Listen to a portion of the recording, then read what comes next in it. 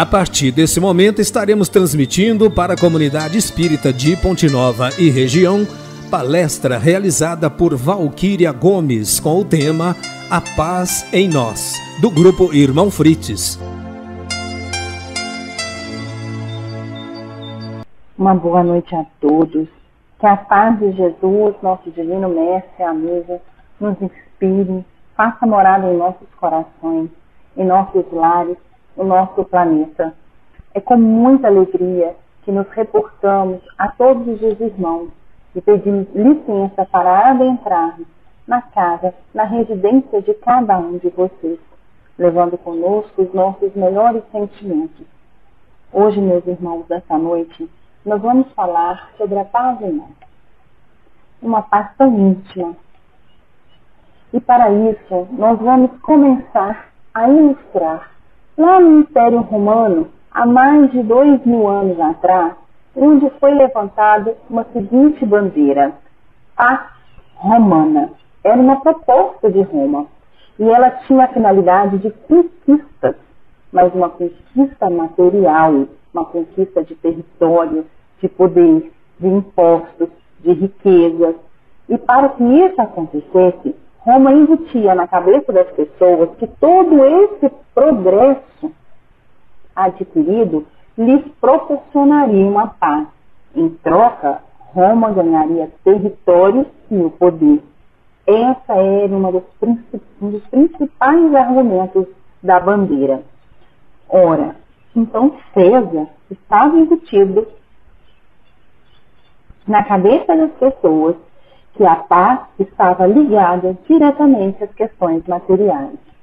E ele estava incumbido dessa forma de levar a paz pelo globo. Por onde ele conquistasse território, segundo ele ofereceria a paz em troca. Mas a questão é possível sentirmos paz quando ela está ligada tão somente às questões da matéria? O que realmente acontecia quando Roma conseguia alcançar o seu objetivo? Não havia nenhum tipo de mudança significativa na vida daqueles povos conquistados. Ao contrário, havia subjugação, sofrimento. Os ricos ficavam mais ricos, os pobres ficavam mais pobres. As necessidades dos oprimidos aumentavam. A paz que César ofereceu jamais foi concretizada. Então nasce a revolta, crescia a resistência ao jugo romano e as rebeliões para libertar os povos conquistados, principalmente os povos hebreus. E aqui nós podemos fazer uma análise. Será que hoje o tipo de paz que buscamos para as nossas vidas nos parece com a paz que César nos ofereceu? Será que ainda estamos vivendo no reino de César? E é nesse contexto do Império Romano que um homem começa a falar de outro reino, de uma outra paz. Ele nos apresenta o reino de Deus e nos promete uma paz que não é deste mundo, diferente daquela que César nos apresentou. E se meditarmos mais uma vez, qual é um dos nossos maiores anseios aqui na Terra? Vivermos em paz, em harmonia e sermos felizes. E para isso nós vamos nos reportar ao livro Boa Nova, de Humberto de Campos, na lição 3, intitulada Primeiras Pregações. Ele nos diz que nos primeiros dias do ano 30, antes de suas gloriosas manifestações, Jesus estava em Jerusalém, sentado como um peregrino ali nas adjacências do templo. Então ele foi notado por um grupo de sacerdotes que ali também estavam, que se sentiram atraídos pelos seus traços de formosa originalidade e pelo seu olhar lúcido e profundo. Alguns deles se afastaram sem maior interesse, mas Hanã, que seria mais tarde o juiz inclemente de sua causa, aproximou-se do desconhecido, dirigiu-lhe a ele cheio de orgulho. Perguntou: Galileu, que fazes tu na cidade?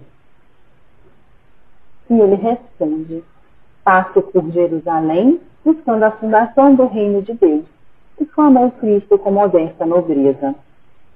Reino de Deus? Tornou o sacerdote com acentuada ironia. Que pensas tu a ser isso? E Jesus, com toda a serenidade, responde: esse reino é a obra divina nos corações dos homens. Obra divina em tuas mãos?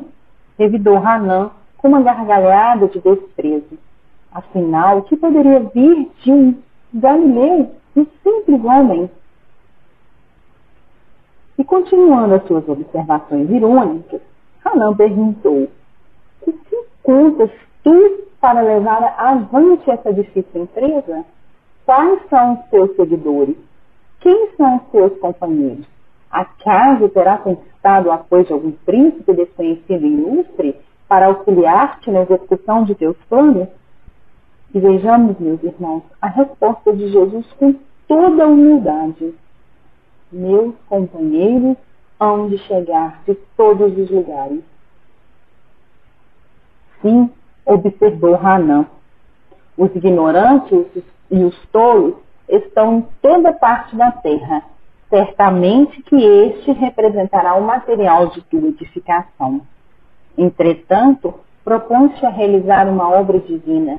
E já vistes alguma estátua perfeita modelada em fragmentos de lama?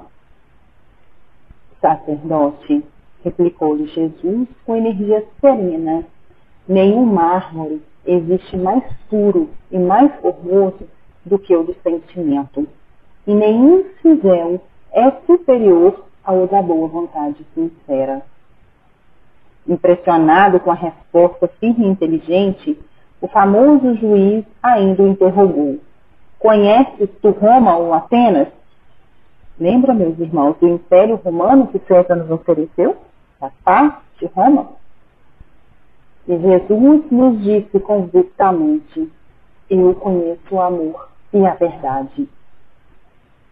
O sacerdote, cada vez mais desconcertado porque já não conseguia acompanhar Jesus, questionam: tem ciências dos códigos da corte provincial, das leis do templo?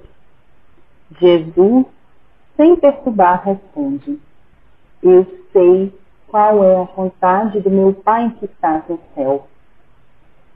O sacerdote o contemplou irritado e, dirigindo-lhe um sorriso de profundo desprezo, saiu.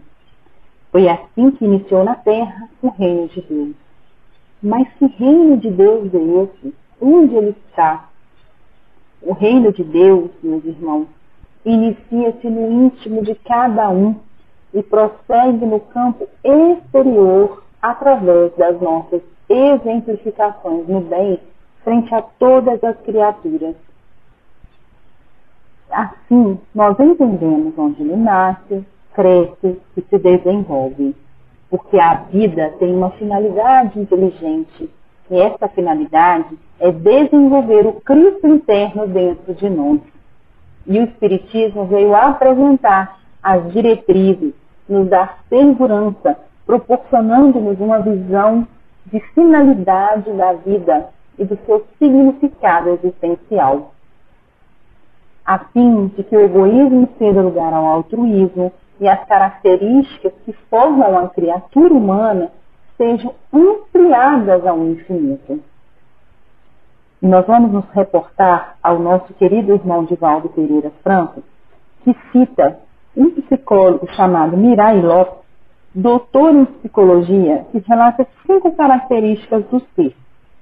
E ele nos diz que essas características estão ligadas ao crescimento do reino de Deus em nós. A primeira delas é a personalidade. Na etimologia, a palavra personalidade ela tem origem na Grécia, onde os personagens de teatro usavam máscaras.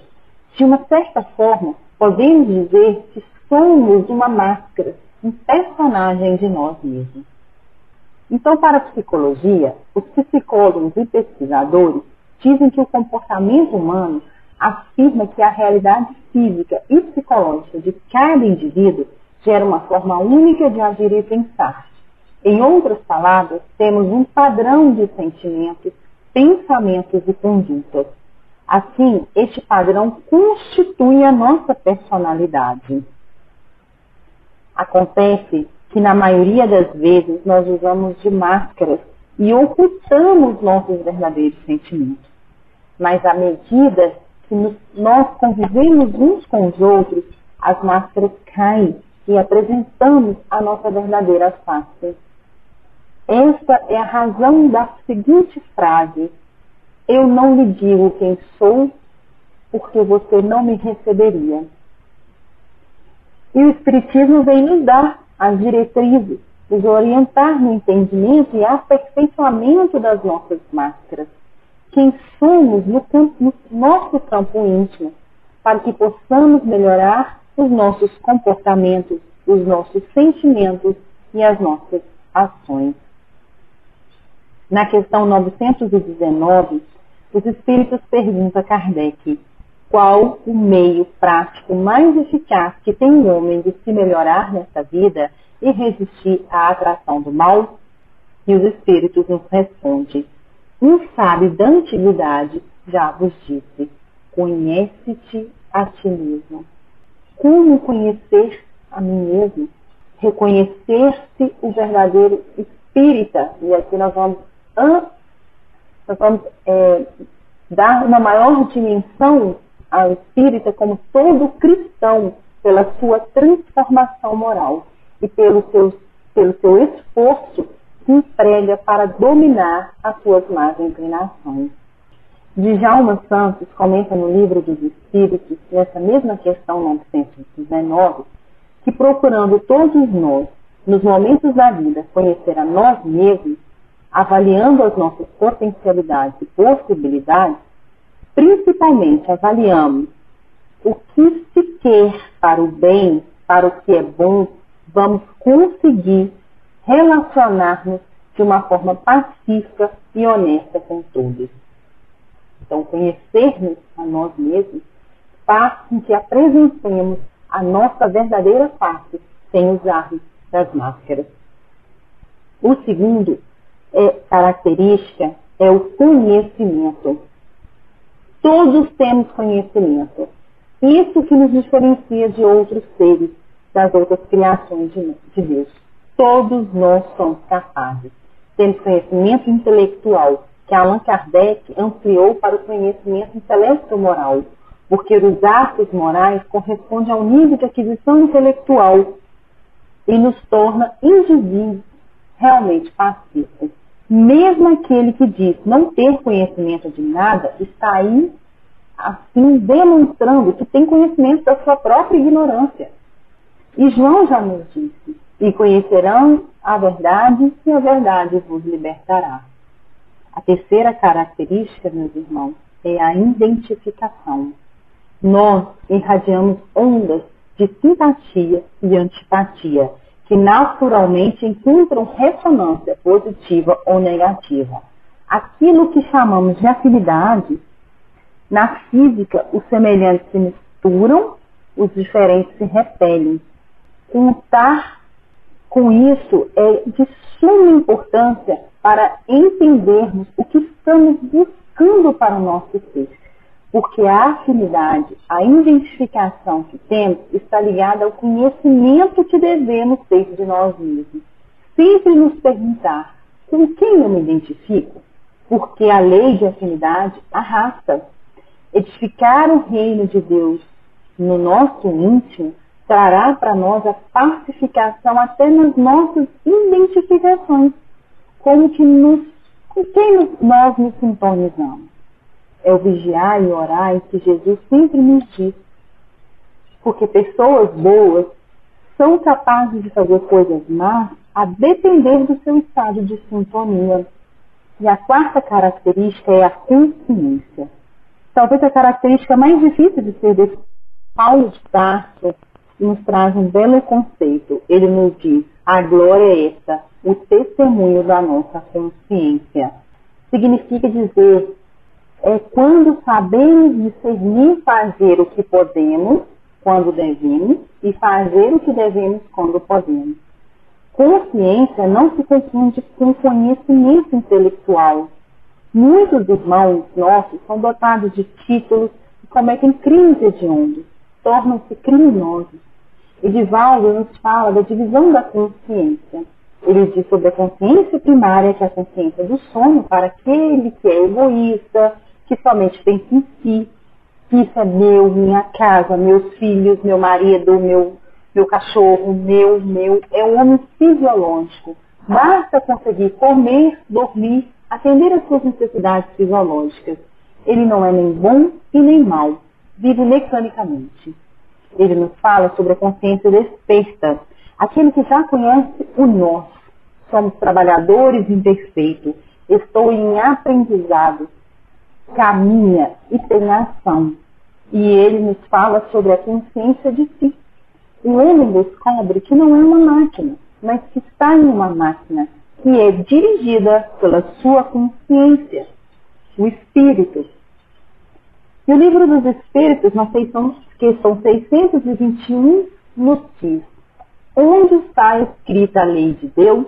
Os Espíritos, mais uma vez, responde a Kardec: na consciência. Então é preciso conhecimento de si para ter paz. A quinta característica é a individualidade. Somos seres imortais, transitoriamente fazendo morada na matéria densa, viajando na direção da nossa plenitude. Minha vida tem um sentido de paz, que conquista um estado luminoso.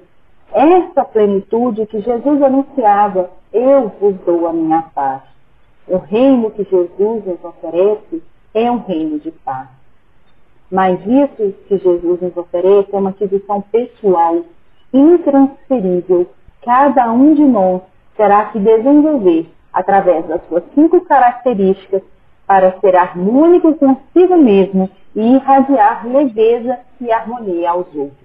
E quando encontramos nossa paz interior, o externo não irá mais movimentar o meu ser no sentido contrário. E Emmanuel, no livro Palavras de Vida Eterna, na lição 155, intitulada Paz em Nós, ele nos diz: abraçando a renovação espiritual para a conquista da luz, quase sempre somos contraditados pelas forças da sombra, qual se tivéssemos o coração exposto a todas as críticas destrutivas. Cultivas a bondade e afirmam-te idiota. Mostras paciência, imaginam-te patrão. Esquece golpes sofridos e chamam-te de covarde. Praticas a humildade e apontam-te por tolo. Fala a verdade e supõe-te obsesso. Exerce brandura e julgam-te preguiçoso. Auxiliam fraternalmente e envenenam-te gestos. Confias e dizem-te fanático. Cumpre obrigações e há quem zombem de ti.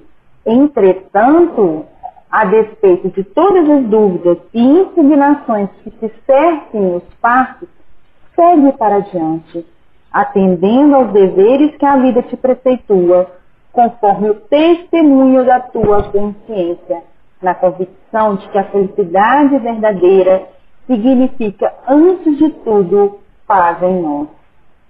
A proposta, meus irmãos, é trabalhar o Cristo interno dentro de nós. E quando minha consciência estiver reta, as palavras, os pensamentos e as ações corretas, eu estou em paz. E o mal dos maus não me fará mal. A perturbação de fora não irá me desequilibrar, porque eu conheço o reino da verdade e do amor. Eu me tornando pacífico, sem dar conta, eu vou me tornar um pacificador. Cada pessoa que se torna pacífica entendeu Jesus e será o seu discípulo. Porque aquele que se pacifica, como nos disse, sem perceber, tornará-se um pacificador. Terá paz dentro de si. Então sejamos nós aquele que tem paz. Que Jesus nos abençoe hoje, amanhã e sempre.